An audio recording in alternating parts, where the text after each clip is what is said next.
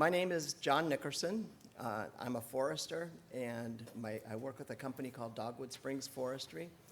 And just a little bit about my pathway to becoming a forester. I was a Peace Corps volunteer in the Congo, where my main job was teaching, but I also got into some agroforestry work, did several projects in and around the village where I lived. And I loved it so much that I came back and got my master's degree in forestry, thinking I was going to go back to Africa, but I didn't. I ended up working for an industrial timber company in Ukiah, where I live today up in Northern California. And during those days, this is the early 90s, the timber wars were raging. The community was up in arms over the timber harvest with inventories declining. And it was a frustrating place to be as a forester because it's not what we wanted to do, but that's where the money was and what the orders were from above. So in about 2002, I was invited to participate in a group that was putting together the first protocol to recognize other forest assets, a group that was putting the first carbon protocol together. And it was under directives from the legislature, California legislature. And I was thrilled for that because, of course, at that time, the thought of valuing other ecosystem assets meant that us foresters had more tools in our belt. So I consider this near and dear to my heart. It's important that we keep these tools. But of course, the issue of quality. This is why we're here today, is to discuss quality. Quality matters. Quality matters in timber as well. When you go to the wood yard and you see a warped 2x4, it gets set aside. It's easy to identify poor quality. In timber, what does quality mean in a carbon offset and from a forestry project or from any nature-based solution? It's a little bit harder to tease out. It's a tricky job because you gotta investigate additionality, probe into the baseline, how the baseline is developed, look at other co-benefits, how are they addressing durability? All these things you gotta consider when you're looking at quality in a nature-based solution. Our panel today represents folks that are working on quality from different angles. We have Taylor here with us is coming in from a project developer perspective. Adam comes in from a government agency, and Paulo Quadri comes in from a broker, a carbon broker perspective. But first, before we get into the panel and hear from them, I'd like to tell you how our format's going to be during this session. Each panel member is going to provide a brief statement why they feel this session is important to them.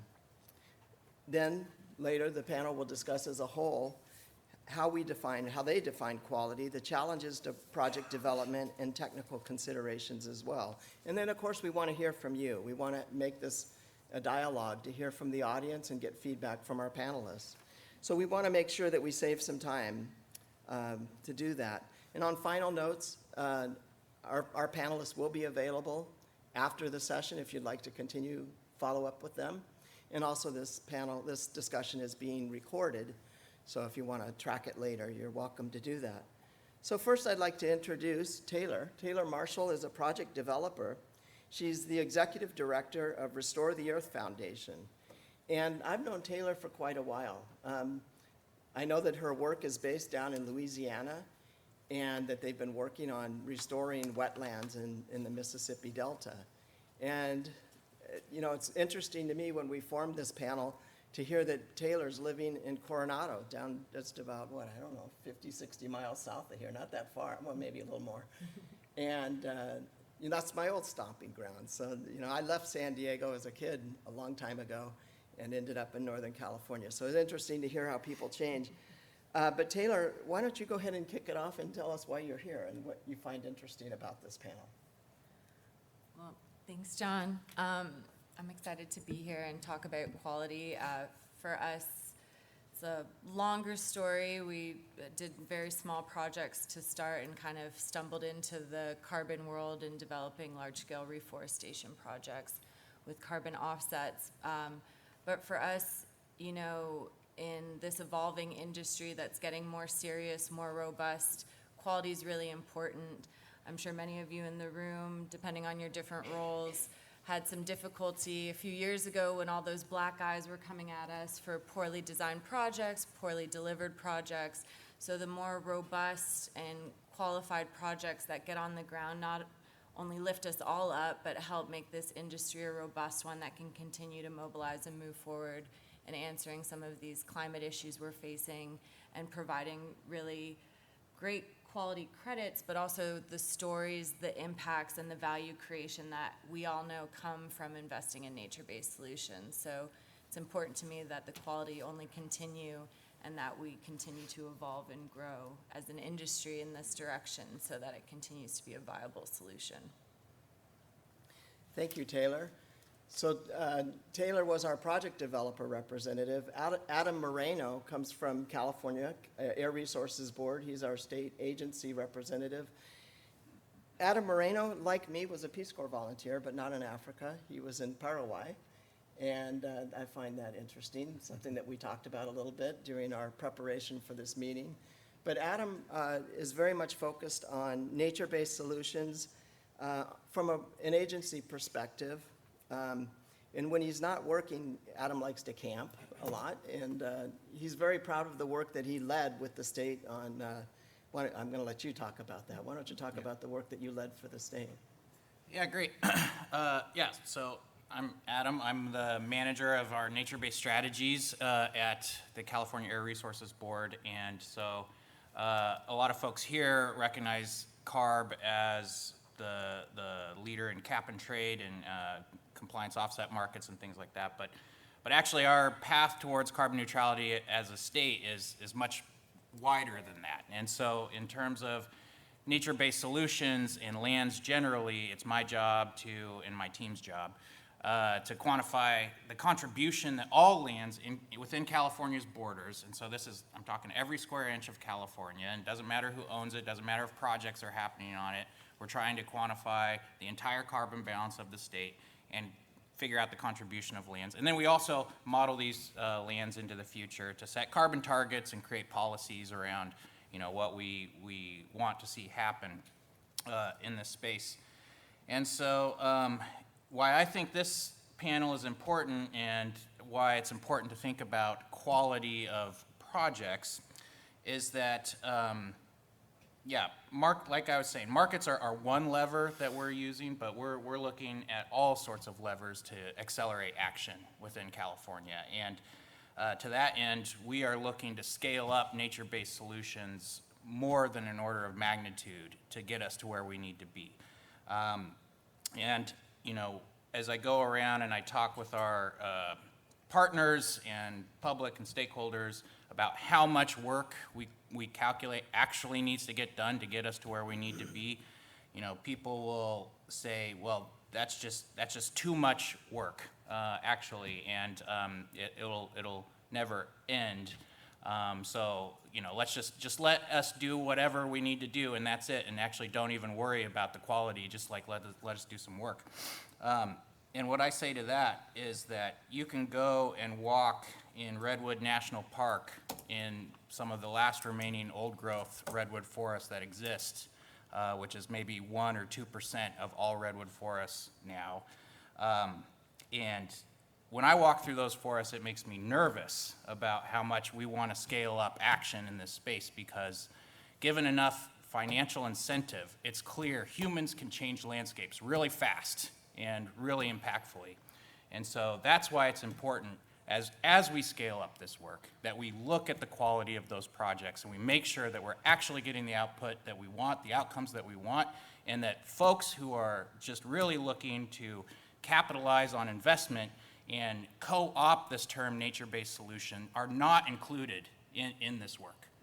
So we want to make sure that it's actually nature-based solutions that are helping our economy, our communities, our ecosystems, and not something that we just want to get done for expediency's sake and make it short-sighted and actually have worse outcomes in the end. Thank you for your enthusiasm. And Paulo Quadri on the end there represents our carbon broker. He's with Symbiosis Coalition. He lives in Bellingham, Washington.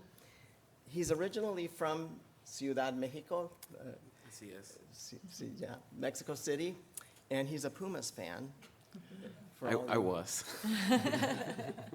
And Paulo, take it away. Yeah, thank you. And just sorry, is this too loud?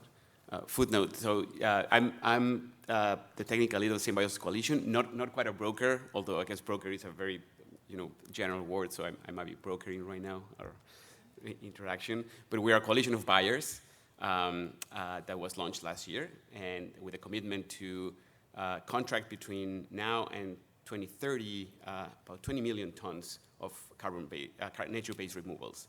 Our members, our founder members are Salesforce, McKinsey, Google, Microsoft, and Meta, for those of you that you don't know.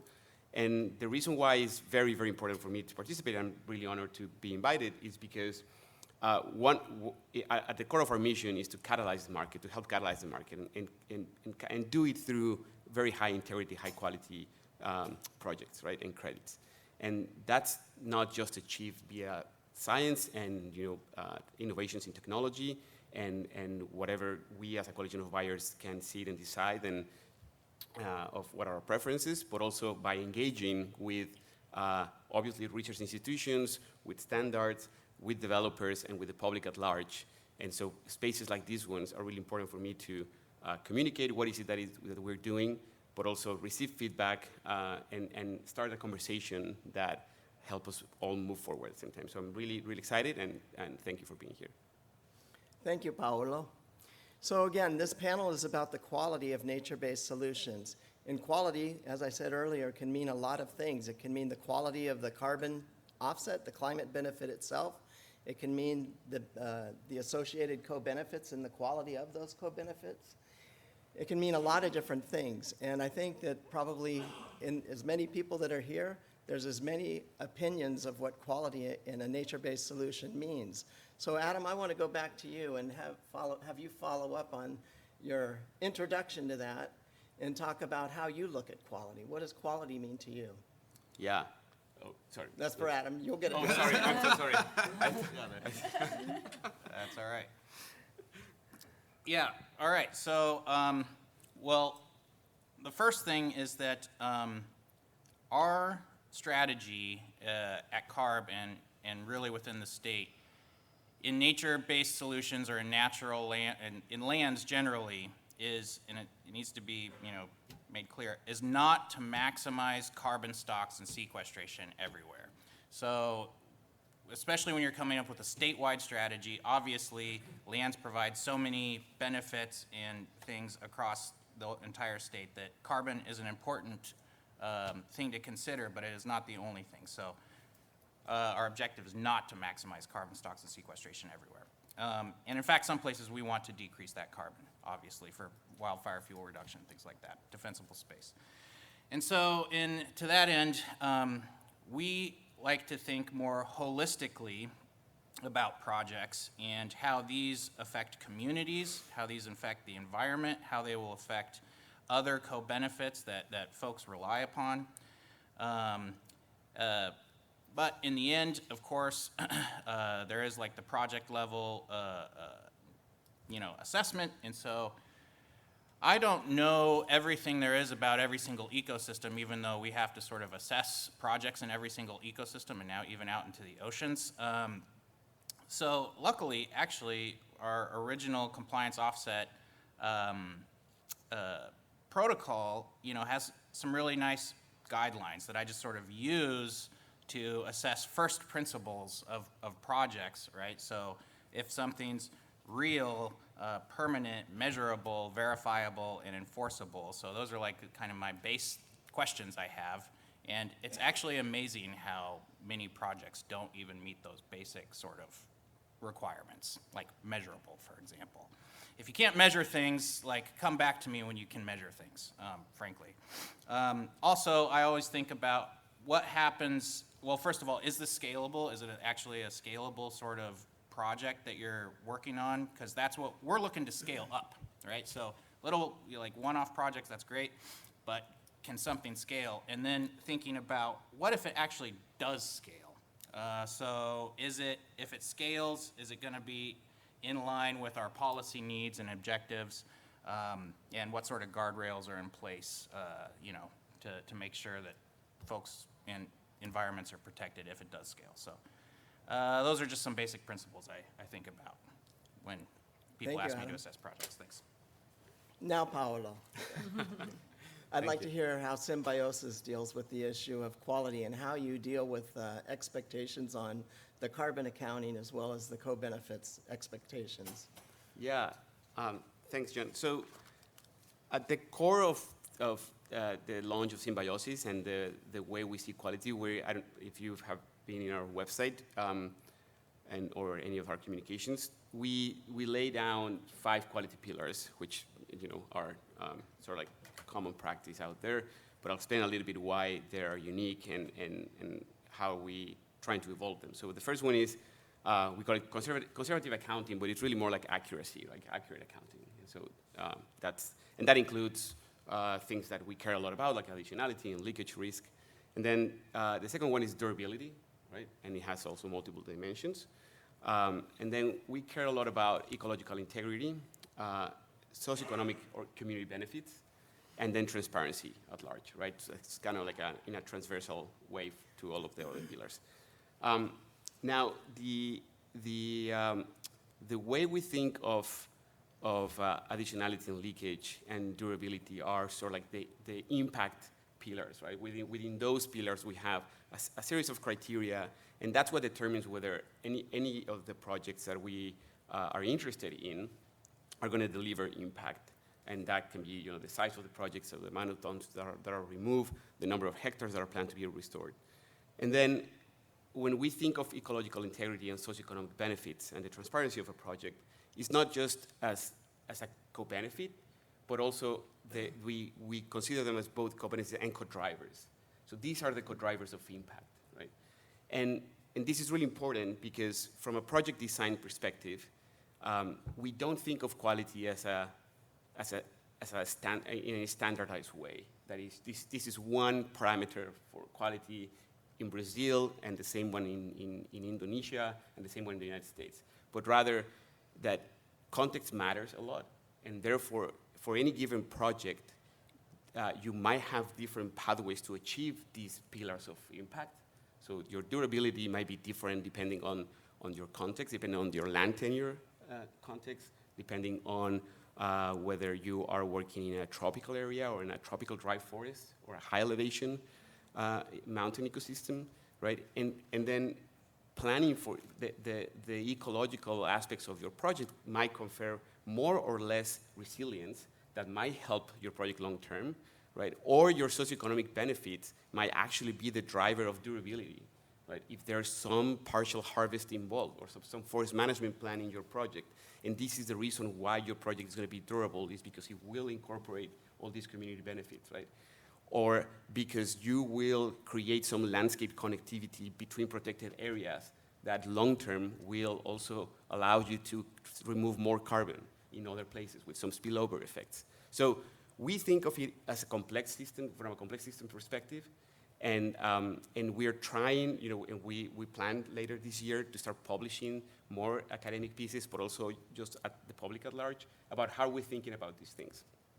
Our RFP had about almost 250 submissions that launched last December, and we are in a very fortunate position to be able to collect a lot of that data, and then we will aggregate it with, without disclosing individual information, but to test these hypotheses and to communicate more and more about what are we seeing in all these projects and how are they behaving in different contexts. So I'll stop there.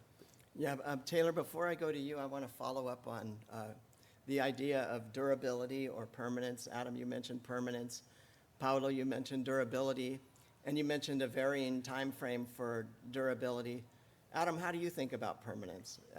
In the same way? Or this is what I mean, that it's hard to get agreement on exactly what does quality mean. Yeah, so really from my perspective, I think on the landscape scale. So permanence for me, honestly, is not as big of an issue as it is for like the carbon markets. So I'm thinking in terms of like, the state's bathtub ring of carbon.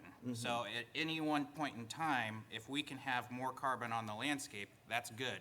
And so things can always be changing, that's fine, as long as overall we're shifting, our management towards like more storage in biomass or soils or whatever it might be.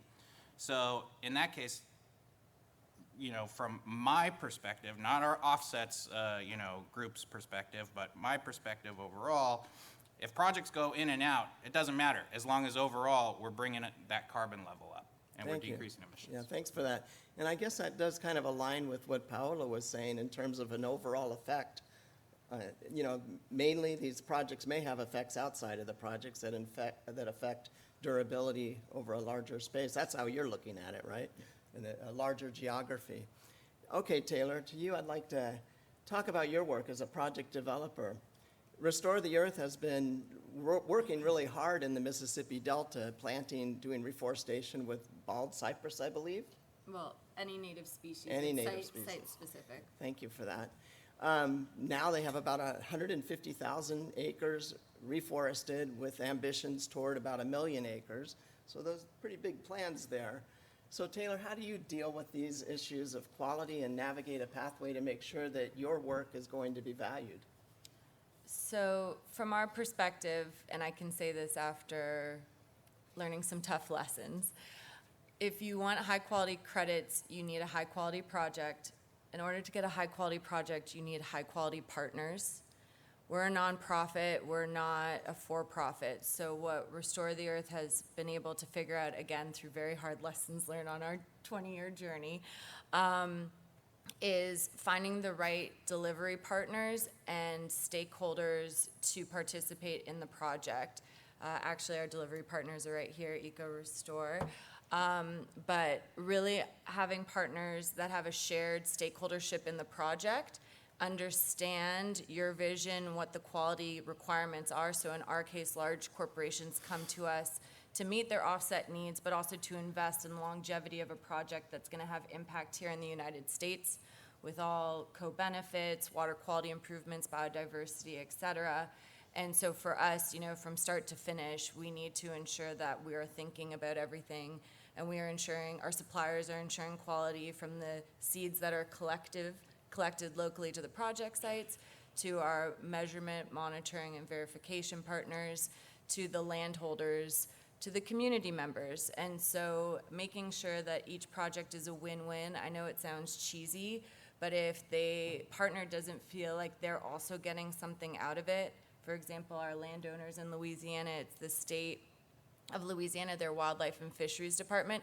For them, just having someone literally come in to restore native ecosystems where appropriate, they help direct where and what, but making sure that they just have robust land and ecosystems that are being generated to enhance their wildlife management areas, enhance recreational opportunities for people to come onto their sites and hunt and fish. For them, they see that as meeting their bottom line and their win. And so they're really wonderful partners who we've worked with for over 10 years, who get on the ground with us. And if there's a problem like wild hogs or nutria, we're working together to work with Mother Nature because they see that investment for themselves as well. So just having that quality of partnership and that trust, and trust takes a long time to build. So unfortunately, I'm not here to give you that one-stop shop, you can do this tomorrow. A lot of these took a lot of time to create that trust, but also to understand what they're interested in and kind of grow and evolve with them and get really creative on how we could bring projects to the table. So another way we ensure quality on the back end of that is making sure that we have really robust reporting, accounting, transparency. So obviously, with these carbon projects, they're read for the one I'm thinking of in particular, the last couple are on Vera. The funder in that case also wanted CCB Gold, so we're on that path and that journey. But in addition, we apply something called ecometrics to our projects, which is a methodology that can report on the environmental, social, and economic value created from a nature-based project. So we work with the community. Ecometrics basically goes in to the communities to understand their vision of what will happen if we do restore X amount of acres in this area. And we work to understand not just that quantitative value, how much carbon over what period of time, what's the water quality improvement. We also work with the local communities and economies to say, if this is restored, what does that mean to you? Will it improve your quality of life? Will it improve job creation opportunities? Or is it as simple as your grandfather used to fish here, it was degraded, you haven't been able to, and with this restored ecosystem, it can return that identity and culture to you and your family. So having robust methodologies that we can also bring in and partner with is not only funder driven, you know, with corporations asking for that, but also it really helps us show the dynamic benefits that can be generated from nature-based projects when you're investing, especially in areas where it has been degraded or there wasn't there, obviously nothing robust there previously. And the only other thing I'll mention is, as many of you in the room probably know, biodiversity is becoming much more of a topic. We anticipate there's probably going to be a biodiversity market coming online shortly, but we just partnered with a company out of Europe called Fauna Photonics that has sensors in the field that measure acoustically the beats per second of wing beats of insects, because that's the very first indicator that biodiversity is improving. And, you know, we heard about them through a partner and said, you know what, let's include this and embed this in some of our baseline, but also our reporting so that we can really arm ourselves and bulletproof the business case for these investments. Great, that's amazing. You know, often when you think about forestry and reforestation, you're thinking about people carrying bags around on their sides and planting trees. But Taylor, just take a moment and talk about what reforestation means to you in the wetlands. So full disclosure, most of our work to date has been on the Gulf Coast in the wetlands, as EcoRestore can attest. Our boat rides offshore, airboats, water up to your hips. We are moving upriver. We just launched a project portfolio in Arkansas, so we're very excited that it's stable ground and a lot easier to get to. But once we contract for a project, we literally start having our delivery partners start to collect local native seed. And, you know, now we're in landscape scale. So we're talking, our last project was 28,800 acres. And we did that in 2.5 years. So how many trees is that, Brandon? Was that 6? Several million, yeah. So you can't just go buy those seeds at Home Depot. You have to, you know, find the trusted seed collector that can go and get those quality seeds that's native to those areas. You have to have the 4 nurseries diversified so that if a hurricane or a labor issue comes into play, that you're not putting all your seeds in one basket. Figuring out that we need refrigerated trucks, because in Louisiana, when you're driving from the nurseries to the middle of nowhere to park it, you need the seeds to be refrigerated, not baking in the heat. We have a whole 4-minute video on our website that soup to nuts can show. You know, it's really a military logistics. 50 workers, airboats, marsh masters, and then also with the labor, it's all legally contracted to put in for those contracts and those visas. That's a year. You got to do that a year ahead of time. So we've kind of perfected it to an 18-month, 2-year process, but you know, you really are working with nature. You can't just go buy these things or find the labor on the street. You really have to be really intricate in the logistics and planning to deliver high-quality projects. See, it's not just about, just to think, you have to do all that hard work and think about quality along the way. It's a lot of work to bring to market a quality nature-based solution. Paulo, I'd like to go back to you. And Taylor talked about the idea of partnerships and how important they are in bringing nature-based solutions to the market and making them happen. What's your thoughts on that? Yeah, well, clearly a partnership with Home Depot is not maybe won't work. But I fully agree. And you know, one of the things that I think has is pervasive a little bit in the carbon space, in nature-based solutions especially, is that for decades there have been a bunch of conservation organizations, land rights organizations, NGOs, nonprofits, implementators that have been doing restoration and conservation work for decades, right? They've known how to do it, both large international ones with their local partners, that they've worked to try to achieve connectivity, to try to protect parks that don't have enough funding, that have all the access to land and the trust of landowners and communities in multiple places. And I think there is a very important gap that needs to be closed there between the ecosystem of project development in the carbon space and that ecosystem of more like traditional conservation organizations. And the more we can close that gap, not only the quality goes up, because then you bring different perspectives and because you bring different know-hows and skill sets, but also the cost of a project might also go down, right? And even if you have to, do some of the revenue sharing, but the skills that these organizations can bring is super important. And just to highlight a couple of cases, like sometimes you see a lot of projects that are on the restoration side of things where there's a lot of claims about socioeconomic benefits or ecological benefits, right? But we don't see the actual partnerships that are set up to do that. Like if you're telling me that there's going to be a benefit or a biodiversity uplift, right, and there's going to be some kind of metrics of landscape connectivity, well, then I want to see a team of people that can do some modeling or maybe have done some of this work on the ground, and that you have any conversations with them or with research universities, for example, or like institutes in whatever geography you're working on. And the same would go with restoration supply chain or with land rights and community rights agencies, right, or organizations that have been doing that work, that know how to do it. The more we see a group of different organizations with different perspectives joining in to do a project like this one, not just the quality, but also from a buyer's perspective, the risk significantly goes down, right? Because at that moment, by seeing those actual true partnerships being aligned, then everything from the understanding of additionality, the risk of leakage, for trying to manage, for example, like an agroforestry belt around the project, right?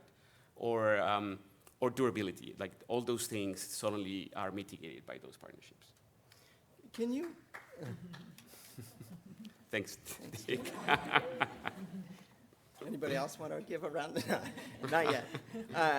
Adam, the word partnerships can be a little bit vague. What does a partnership mean? Who are you partnering with? Oh, I got lots of partners. Oh, I'm sorry. I meant that for Paulo. Oh, okay. And then I'll come back. Then I will come back to you. Sorry. All right. Well, we're one now. Yeah, that's we're right. even. Yeah. He said Adam this Yeah. I mean, how to define a partnership? In the context of a project development, I think it can take different forms, right? In some cases, if you are trying to design the best possible dynamic baseline for your project, for your context, then maybe working with a research institute that has folks that are really capable at causal inference, right? And that will tell you something about your baseline, and we want to see that. Or if the main bottleneck, the main challenge is something about restoration supply chains, then are you working with folks that have community-based tree nurseries in different places, right? So, I think then the definition becomes, how engaged, how much of a role are they taking, and whether there's consensus around the value of the project you're proposing among all of them, and everyone is benefiting in their different goals. Hey, thanks for that, Dick. Does that? Was okay. that? Thanks. Now, Adam, I am going to come back to you. I'd like to hear from you. You mentioned that you're looking really broad, big, an enormous way to scale up nature-based solutions. What do you see as some of the technical barriers to doing that with the new methodologies that come along and perhaps with some of the existing methodologies? And if you want to talk about partnerships too, you can Right, do that. yeah. I don't evaluate protocols, but I do evaluate projects, and especially like new and emerging sorts of projects, but also consult if there's like tricky statistical or remote sensing or modeling questions for projects. And so, again, first I want to see that like whatever the project is in line with our policies and is going to get us to where we want to be. So something that might sequester carbon but pollute in communities is not in line with our policies, for example.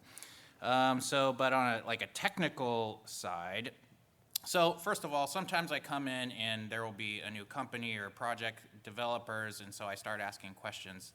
And my criticisms or questions are not meant to dissuade them from moving forward. In fact, we want to unlock private capital to get a lot of this work done, so me asking a bunch of these tricky questions is really to work out the kinks beforehand. So that being said, there are a few examples I can give of things where I think that work needs to be done. So for example, I was saying before, measurement. There are a lot of new emerging projects that don't have measurement down yet. So for example, marine carbon dioxide removal, and I don't know if anyone in here is in that space. Yeah, I mean, we want people to keep pushing and innovating. However, measuring carbon removal from the atmosphere into water that moves around is a hard challenge that people have not quite figured out yet, we would say, to our satisfaction. Also, just projects that are quantifying carbon just based off of modeled results. So again, this is not measurable. So the ag space, for example, has a lot of this. So when your carbon benefit is only modeled and you say, well, we can't measure it because it's not detectable in the measurements, well, then if it's just within the error within your lab samples, is that a real removal and a real benefit? So better measurement, yeah, in the ag space as well. And then also a lot of use of remote sensing, which also is great. We want to decrease the cost of getting projects on the ground, right, to make them more profitable. And I'm a remote sensing person. That's what my PhD is in. And so, yes, continue to use remote sensing. However, it seems like there's some lack of understanding sometimes on how to use remote sensing and the geostatistics that should be used to quantify error within your remote sensing when you do a project, and also what remote sensing can tell you in terms of carbon on the ground. So I'll give you an example. A lot of maps have above ground live carbon or total carbon maybe, but that's not your credited carbon.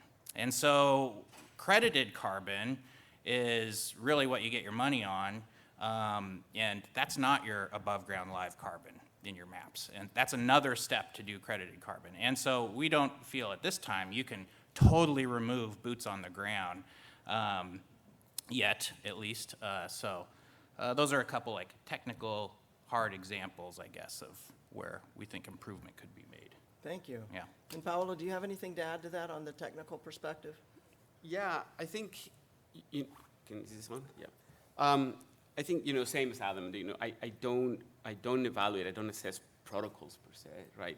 We're as I was saying, we received more than 220 different applications from different protocols, different methodologies.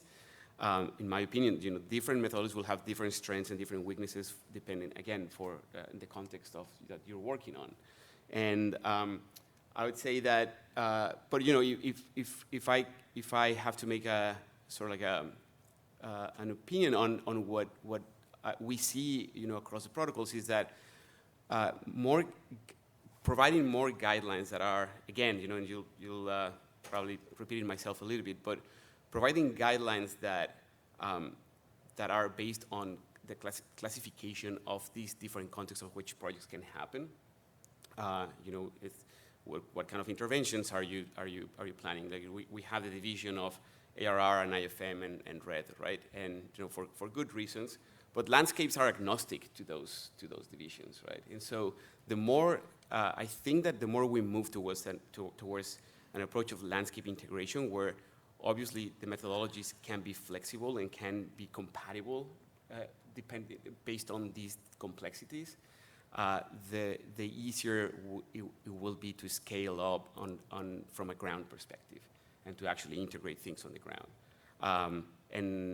And then, just following on Adam's a little bit as well, I think that once you can understand and map out, these different sort of like classes and types of regions that you're supposed to be working in, and how the rules of the DCM apply to them, like what are the trade-offs of additionality and leakage, for example, for a particular region.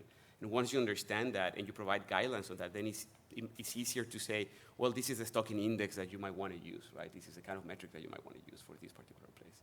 So yeah, I think that's kind of the general direction that I would say. Thank you. Taylor, going back to you on the technical issue, we talked about the challenge of planting trees. Can you talk about the challenge of measuring them and monitoring? I mean, following the requirements, it's, pretty standard, and even, working with our land managers or the landowners, they're familiar with those kind of samplings and what's needed.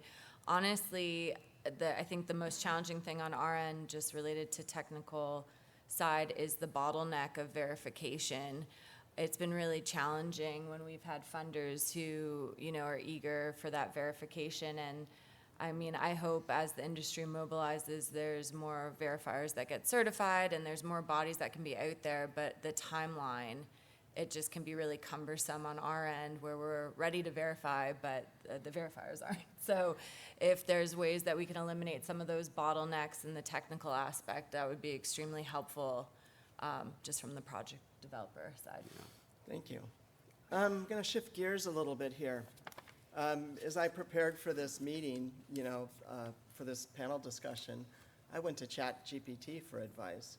And, a lot of the focus has been on removals. In fact, I think we've been talking mostly about removals here. Adam did mention that you don't want to just keep piling carbon onto the landscape. And ChatGPT told me that, approximately 10 to 15% of global emissions are because of deforestation. Probably not here in California, but surprisingly, between 5 and 10% of carbon loss from forests due to fires is an annual event. Of course, it's highly variable, but it's a big thing. Whether those numbers are accurate or not, loss from wildfires is a big deal, and you talked a little bit about that. Can you touch on the issue of avoided emissions as something to compensate or reward and incentivize in this landscape? Yeah, so we don't do avoided emissions either in our offset protocol or even in our nature-based strategies and inventory. However, we do quantify the impact of fires and everything else on our landscape. And one thing I want to say is that just looking at fire emissions is wrong. Because that is not how the natural carbon cycle works. So, right, there's photosynthesis, and then there's all sorts of fluxes that go back into the atmosphere, respiration, whatever, decay, and also fires. So by just looking at wildfires, you are cherry picking one flux out of the entire cycle and then comparing that against whatever you want to compare it against. I could do that same study just looking at photosynthesis, gross photosynthesis, and we are at carbon neutral. And that's equally wrong. So just looking at fires alone is not the way to look at our natural systems. So that's the first thing. However, we are, of course, trying to address the wildfire issue here in California. So, there are really 4 main causes that, are leading to more and more catastrophic wildfire, and that's climate change, fuels, ignitions, and then more people just in dangerous places. And so we're trying to use nature-based solutions as best we can to address as many of those issues as we can. And so to that end, we do have these new nature-based solution targets that were announced last year to drastically scale up all sorts of things, including fuel reduction, defensible space, and things of that nature. I'll also say that during the scoping plan, which is like our climate action plan, last one we did was in 2022, and we're going to start the next one next year already. We modeled all of our systems into the future under climate change, under different management scenarios with wildfire. And essentially what came out of that work is that we are going to lose carbon in California no matter what we do. And so our choice is really how we want to lose that carbon, not if we're going to lose that carbon. So do we want to lose it through catastrophic wildfire, or do we want to lose it through jobs, wood utilization, and smarter land management practices? And so we did find that if we scale up, we can reduce the harm caused by climate change and the harm caused by losing this carbon, and that we can save $3 billion in health cost savings just from the reduced emissions from wildfires alone. And so, yeah, that's in the scoping plan, I guess, is where we really think about this issue, and it's really more to assess what would the health and ecosystem benefits be from having better, safe, more beneficial fire. That's another thing. We don't want to eliminate fire from the landscape, right? We want more beneficial fire on the landscape in a smarter way. So that's another issue. Yeah. Great, and we could talk a lot about that. I have a lot of questions myself, but with about a little over 10 minutes remaining, I'd like to go to you, the audience, and see if you have any questions for our panelists. Yes? Do we need a mic or speak loud? You're fine. You speak loud? Yeah, my name is Evan Icker from the California Compost Coalition. Thank CAR for bringing in natural working lands into the scoping plan, and those targets are great. I do a lot of work on soil carbon storage with regards to and biodiversity and all the pollinators. It's beautiful. There's a registry for carbon to sequester called SB 27 that combines it with geological storage. Now my question is, I believe that soil storage is great stuff. It's high integrity, and we got some very application in it.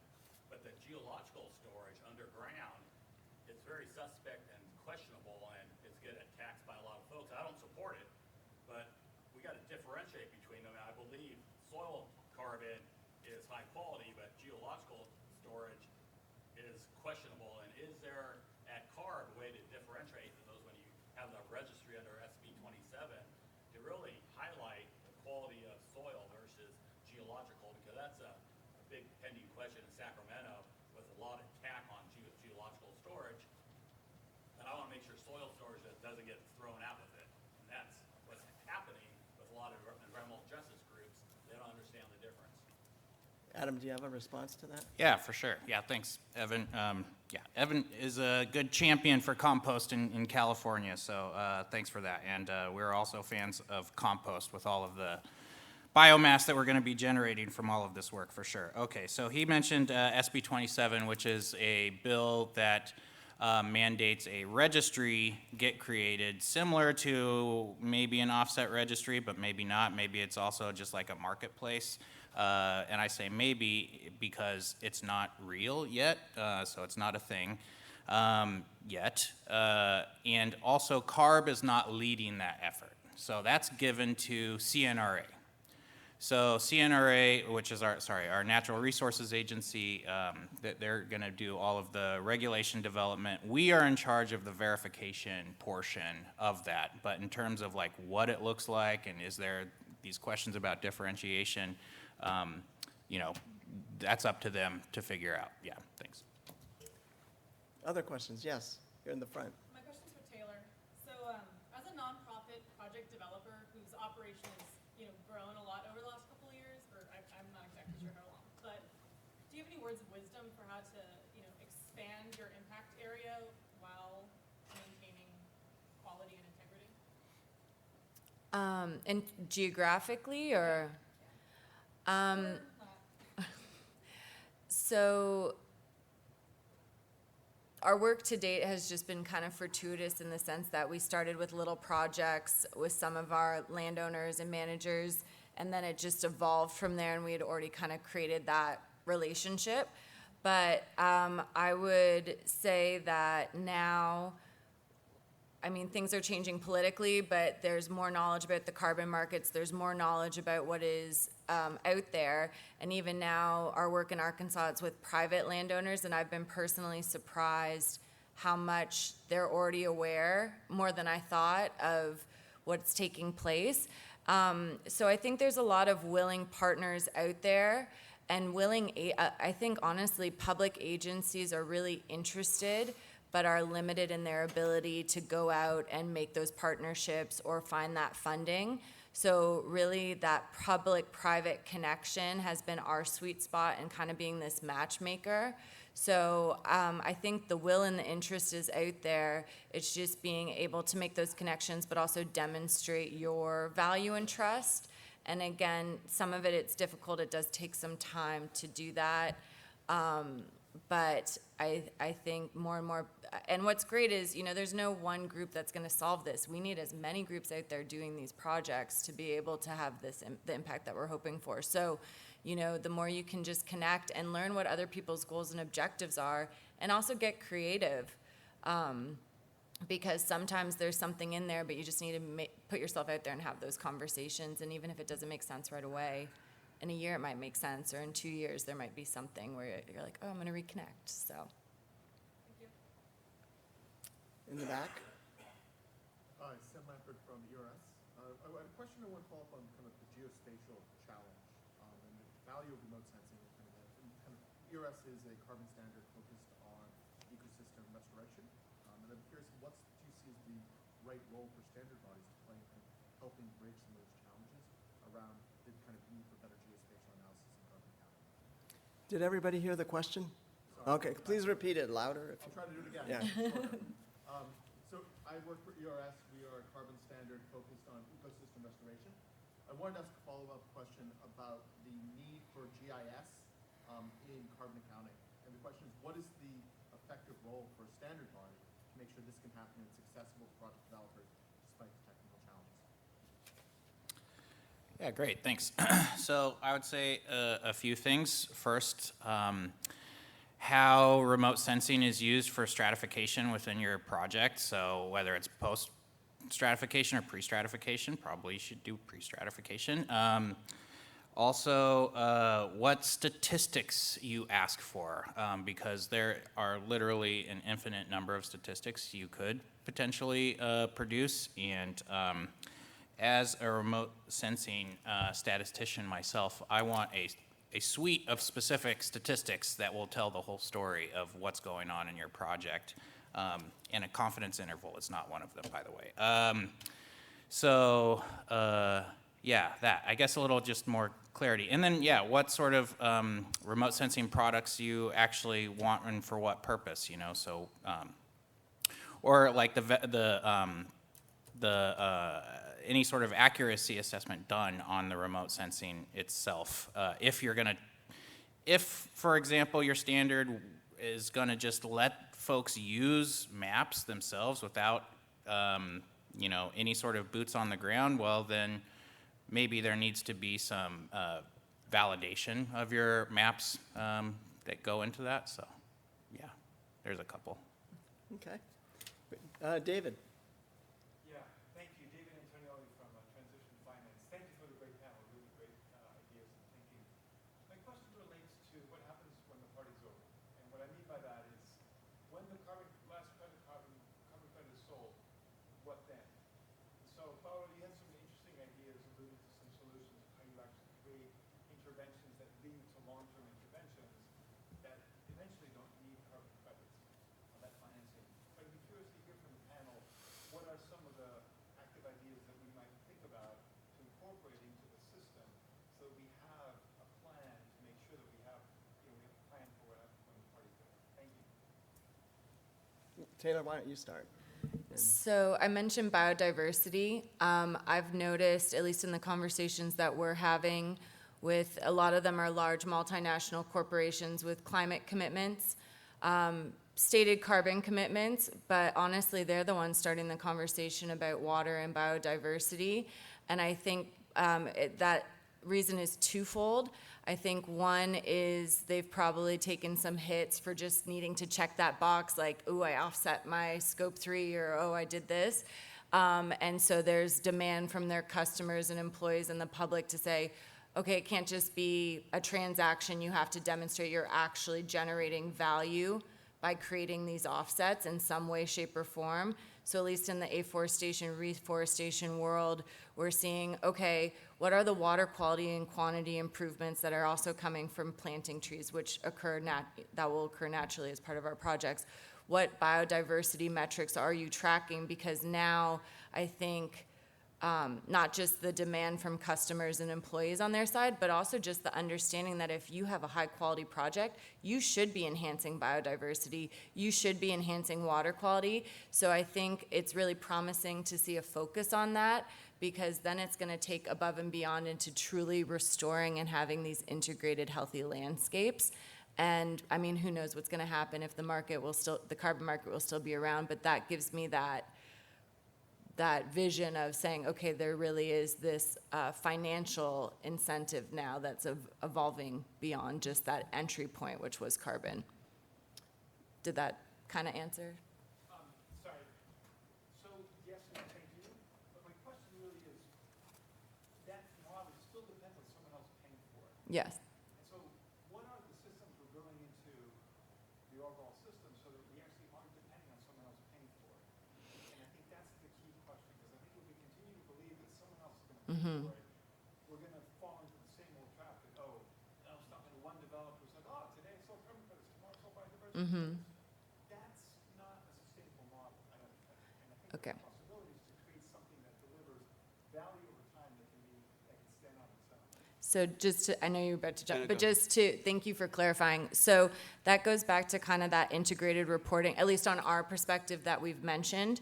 So we provide our reports not just to our funders, but for the communities. And what it shows is the value generated from nature-based projects. And just from our side, I'm trying to answer how I think we can contribute. I come from a communications background, and I think that tool of showing the value creation in financial terms to the community to say, as a result of this reforestation, sure, it might have been paid from someone else, this is what you're seeing in terms of like the social value creation, the economic value creation.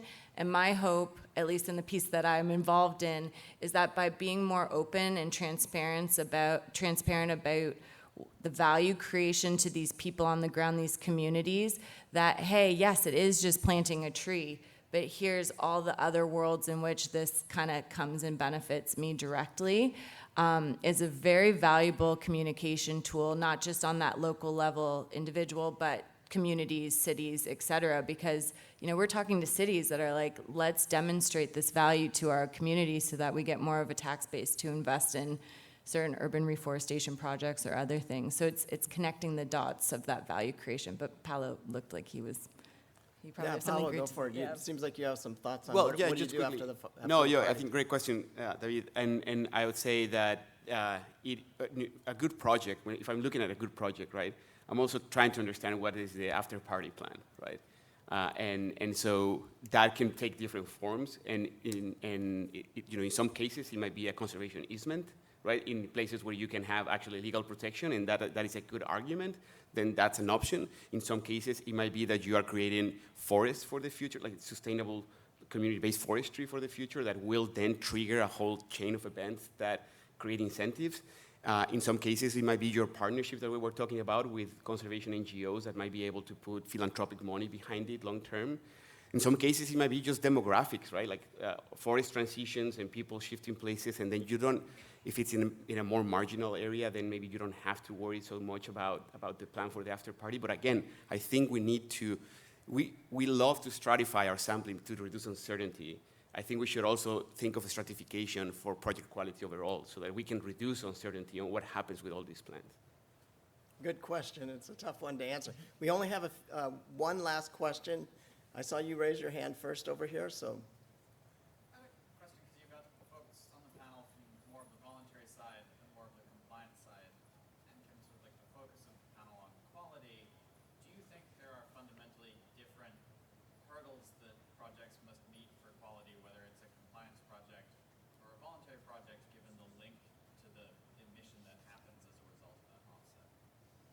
Anybody want to tackle that?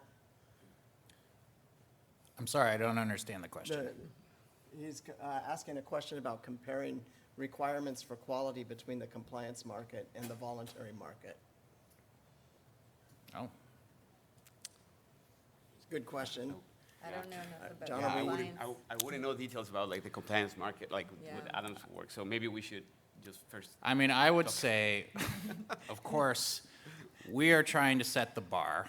That is the objective of the compliance offset market. So, yeah, hopefully we have, in the eyes of the market, high quality offsets and things like that. Yeah, so I guess there's that. But I mean, the question is great because it's probably pointing towards, are we chatting about this, right? Between the two different spaces, and maybe we should, like, try to integrate better and have those conversations. So yeah, thanks for the question. Well, with that, I think we're at time, and I just want to thank the panel for their great work on this. And thank you. Thanks, John.